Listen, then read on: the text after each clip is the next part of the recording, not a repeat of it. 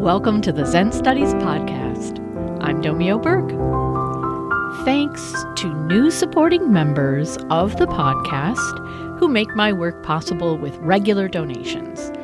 Paul from Gillingham in the UK, Eric from right here in Portland, Oregon, part of my Brightway Zen Sangha, and Timothy from St. Charles, Missouri. So as I explained in the previous episode, the common worldview of the Buddha's time was that beings are reborn after death. A central question in religious practices, including Buddhism, was what you could do in this lifetime to affect your rebirth, your next life, or to find a way to be liberated from the whole cycle of rebirth. Now, from my point of view, as long as you practice, it doesn't matter whether you believe in rebirth or disbelieve or maintain an agnostic attitude. Still, the traditional narratives and imagery of rebirth teachings have many valuable lessons for us. So this is the second episode of 2 I'm done on this topic. In the first episode, the last episode, 334, I identified existing episodes of the Zen Studies podcast on or related to rebirth that you might want to listen to for more context and background. I've talked about it quite a number of times. Then I discussed the way you are free to believe in rebirth or disbelieve or remain agnostic about it. And I kind of make an argument for agnosticism, especially if you're leaning toward disbelief. And then finally, I talked about the first useful lesson we can take from the teachings of rebirth. That is the basic laws of karma, or behavioral cause and effect, as portrayed in the cosmology of the 6 realms of existence. So in this episode, I cover 5 more useful lessons from the Buddhist teachings on rebirth. So number 2, personal responsibility and your inner wisdom. One of my favorite aspects of the Buddhist teachings on rebirth is the role of Yama, the Lord of Death, as he helps decide which realm a newly deceased spirit will enter for rebirth. A visual representation of the 6 realms is quite vivid. You probably will have seen one before. It's known as a Bhava Chakra, or Wheel of Life. And Yama is portrayed as a scary-looking monster with long claws, and he holds in front of him a large round disc. And only his claws and face and teeth are visible from behind the disc, which is a mirror on which you see reflected the whole world, each of the 6 realms like slices of a pie. And the Wheel of Life also has concentric circles, one of which toward the center shows figures in various stages and walks of life, ascending on the left, and then corpses falling downwards on the right. And the dead people fall toward an audience with Yama, who's also reflected in the mirror. So according to the teachings, after your death, you face a moment of reckoning. No deity passes judgment on you.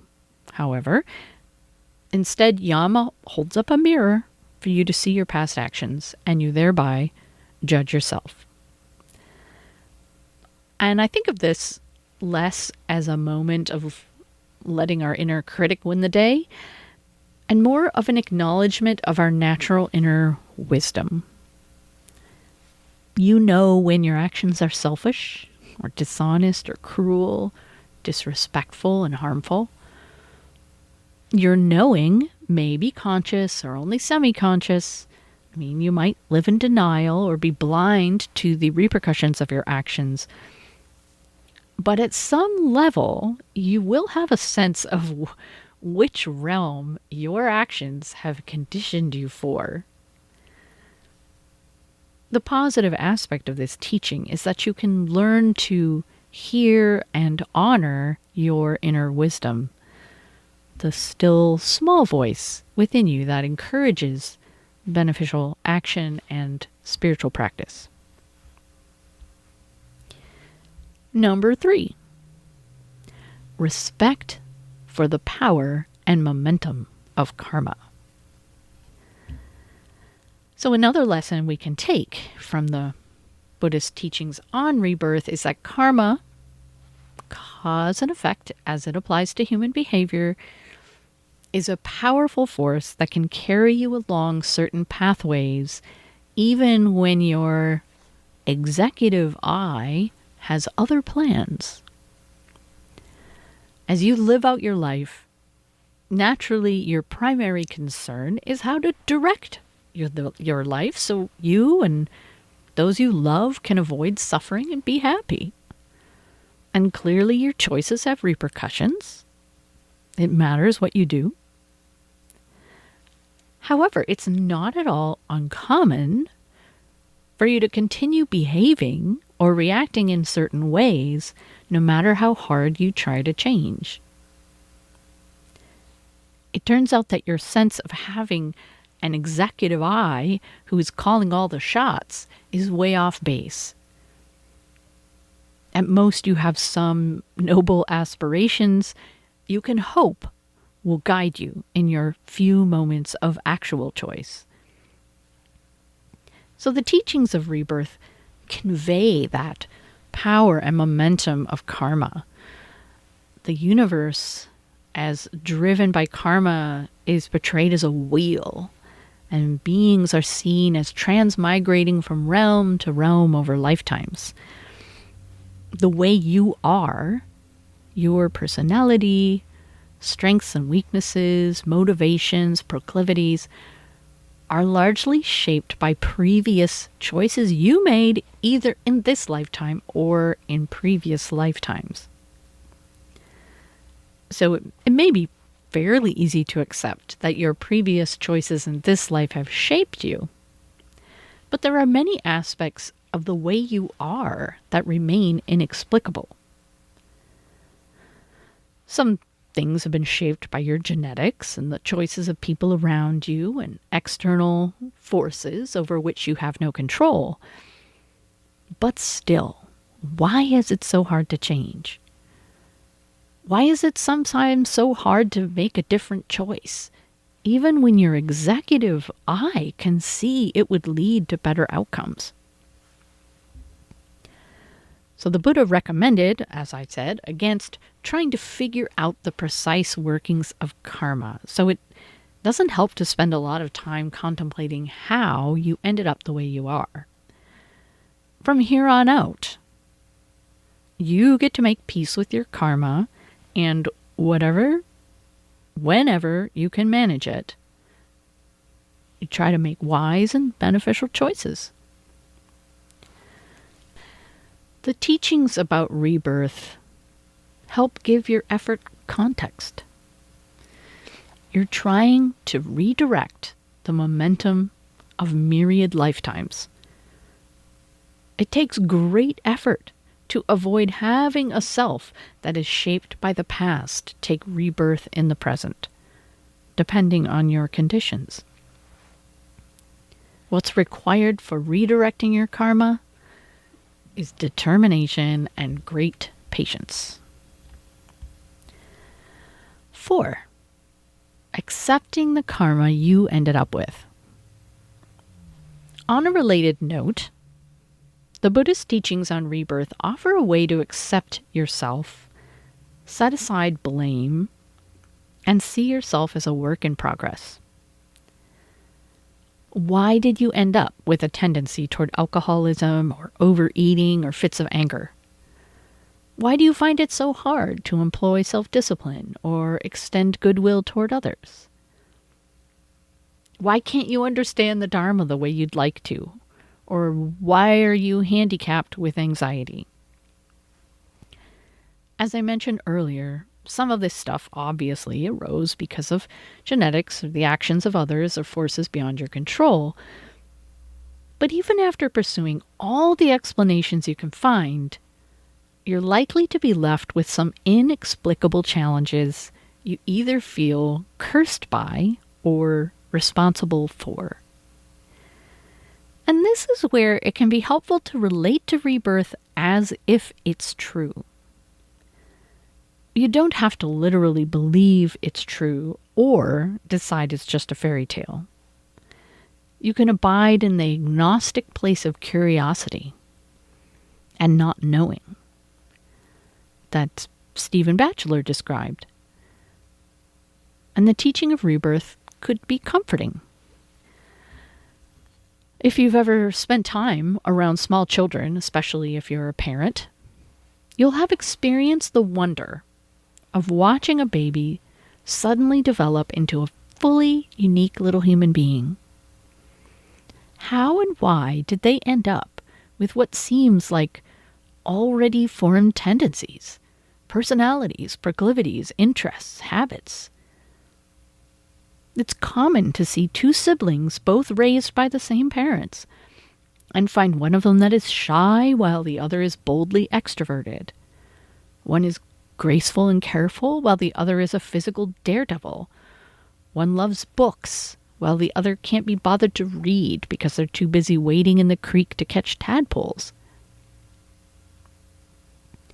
While I'm not inclined to believe in rebirth literally, I find myself in awe of the deeper truths of human existence that it points to. It's almost as if each being really does inherit some karma from a previous being or beings. It's almost as if, as the teachings suggest, each embryo was a blank slate that at some point became inhabited by a karmic force from a previous life, a force that was wandering around the bardo looking for an appropriate place to be reborn. What matters isn't whether it's literally true, but what it means to our practice.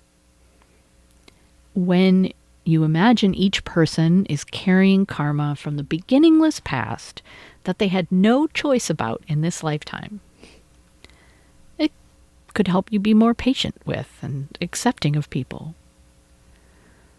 When you imagine the same with respect to yourself, you can drop self-blame and blaming others. After all, even those who may have hurt you were bearing their own karmic burdens. It's impossible to say where it all began. 5. Concern for your effect on other beings, present and future. The Buddhist teachings around rebirth encourage you to think beyond the limited scope of your personal life. That is the time between your birth and your death and the circumstances immediately surrounding you and your loved ones. According to the teachings, in the limitless past, you've had relationships with all the beings surrounding you. In a past life, a stranger you encounter may have been your mother or your child. And in a future life, the choices you make now will affect a being who inherits your karma, but who doesn't remember you or why you lived the way you did. So regardless of whether rebirth is literally true, your actions have profound and often unperceived effects on countless beings around you. Those close to you, children, immediate family, friends, co-workers, Sangha members, they make choices that affect their own karma in response to you. And you've probably observed the widely varying karmic legacy people can leave behind when they die. Some people live lives of kindness and generosity and leave the world a better place than they found it. They inspire and encourage others, making a lasting, positive impact on them. Other people spend their lives dwelling in bitterness or acting out destructive habits. Even if they aren't entirely willful in their negative actions of body, speech, and mind, they leave a residue of regret and hurt, resentment, or sadness. Those close to them may find themselves trapped in harmful habits they developed in response to the person who has passed. Again, if you relate to rebirth as if it's true, you'll be inclined to be careful about the impact you have on other beings. You'll be inclined to clean up your karma for the sake of other beings in the present and future, if not for your own sake. And for more on cleaning up your karma, see episodes 311 to 313. Karma work, learning and caring for the self. And number 6, the ideal of liberation from rebirth. So finally, the Buddhist teachings on rebirth present you with a koan, or a question you have to live the answer to rather than answering it intellectually. What is meant by the ideal of seeking liberation from the cycle of rebirth? In modern cultures, most people, I think, like the idea of being reborn, even if they won't remember a thing about their previous lives. I mean, it seems preferable to the alternative of death being the end of everything for you, right? Even at the Buddhist time, most people were looking to steer their karma so they'd end up with a fortunate rebirth. Only a relatively small proportion of spiritual practitioners aspired to the goal of complete liberation from the cycle of transmigration, meaning they would never again be reborn. And it's fine if you have a more positive worldview than the ancient Indians, who saw the endless cycle of transmigration as a fairly sad state of affairs, if only because it meant you were doomed to have your heart broken over and over. The way they saw it, with each rebirth, you would start anew in complete ignorance. You'd build a life for yourself, love, have a family, and succeed in your chosen pursuits, only to lose everything to ill fortune and old age, disease, and death, over and over and over. Now, most Buddhist lineages developed a more positive view of the cycle of life over time as they encountered other cultures and religions and times. For example, Chan grew out of the encounter with Taoism, which suggested that you are inevitably part of the flow of Tao before, during, and after your death. But regardless of your sense of whether rebirth would be a positive thing or not, it's worth looking more carefully at the teachings to appreciate the lessons that can be found within them. According to the teachings, after death, something of you lingers for as long as 49 days. You spend this time in the Bardo plane, where you can perceive the world of the living and travel around at will. You tend to be confused and fearful. You still remember your past life and are likely to be filled with regret and longing. Your unresolved karma, those patterns of behavior you inherited from past lives and failed to change, or the karmic patterns you created in your most recent incarnation, these remain with you. If you, for example, spent your life dominated by anger or desire, bitterness, ambition, grasping, or obliviousness, you will continue to find yourself in those states. Whatever karma you have left unresolved impels you to seek rebirth. You wander until you find a copulating couple that attracts you for some reason. You think you see an opportunity by becoming the child of this couple to fulfill unmet needs or achieve the safety or reward you've been seeking. At the moment of conception, your consciousness enters the new embryo, and at this point, all memory of your previous existences is erased. So what Dharma lessons can we glean from this vision of the afterlife? Within the context of one life, rebirth means the beginning of something new with a life of its own, brought into being at least in part by unresolved karma. Often this feels much like the birth of a new self, with a certain set of tendencies and desires and concerns. You might experience this kind of rebirth if you, say, find yourself in another dysfunctional romantic relationship and realize that part of you was attracted once again to the circumstances of dysfunction. Or you might find yourself reborn as your petulant childhood self when you go to visit your family of origin. Or maybe despite your intention to seek a better work-life balance, you find your ambition has once again driven you into a demanding job and all it entails. So the rebirth teachings say you can practice diligently so you don't have to be reborn.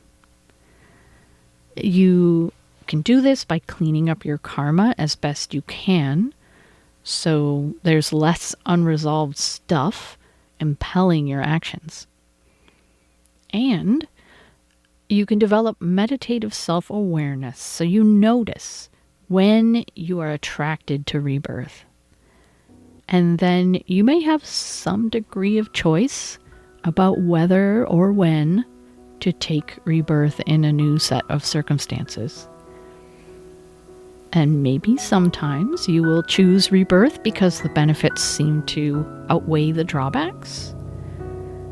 But over time, you may prefer to let life come to you instead of trying to create it. That's it for today. I will be back as soon as I can with a new episode. I hope you'll tune in. Thanks for listening.